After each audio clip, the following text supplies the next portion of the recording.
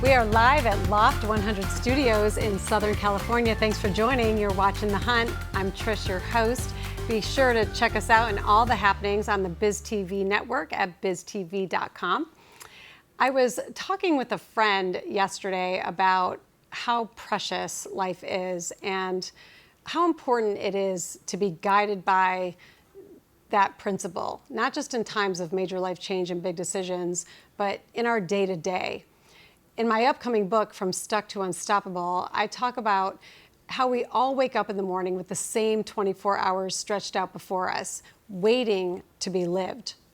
About how it's up to us, it's up to me, it's up to you to determine how best to use those 24 hours, to make those hours, the hours that comprise the time you live and the time you lead, make them count for something, and encourage the people in your life, your family, your company, to treat their time and energy with equal respect and, yes, with equal reverence. We often allow ourselves to become so sedated by the comforts of our regular rhythms, and we become so stuck in the familiar structure of our daily, almost Pavlovian patterns that we forget to push forward towards our desires and our dreams. It takes effort and intention and courage to force ourselves out of our comfort zones. But when we do, when we push ourselves into new spaces of growth and self-discovery, we are able to find more of life's rich treasures.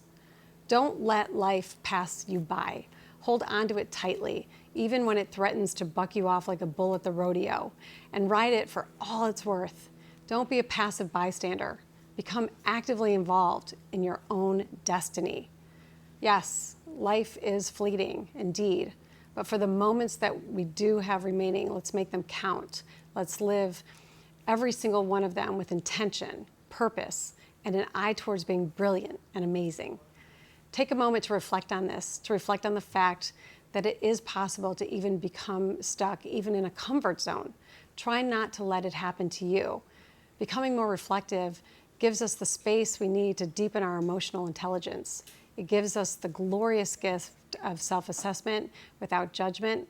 It offers us the human luxury of being rather than always doing.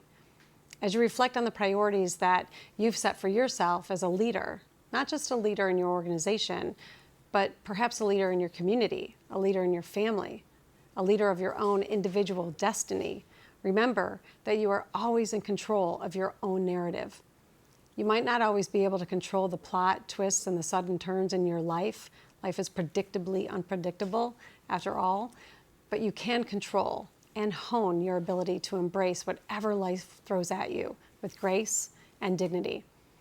If life throws you some nonsense your way, and by this, I mean, the people who surround you, you begin to make bad choices or act irresponsibly or attempt to drag you down into the dirty games of office politics or backbiting, the ridiculousness of life, I would say. Don't just put up your mitt and catch it. Throw it back, fling it away, toss it out of your ballpark. I encourage you to create contemplative moments, purposeful space just for yourself as often as you can. We have an awesome show for you tonight. Stick around. I'm Trish. You're watching The Hunt.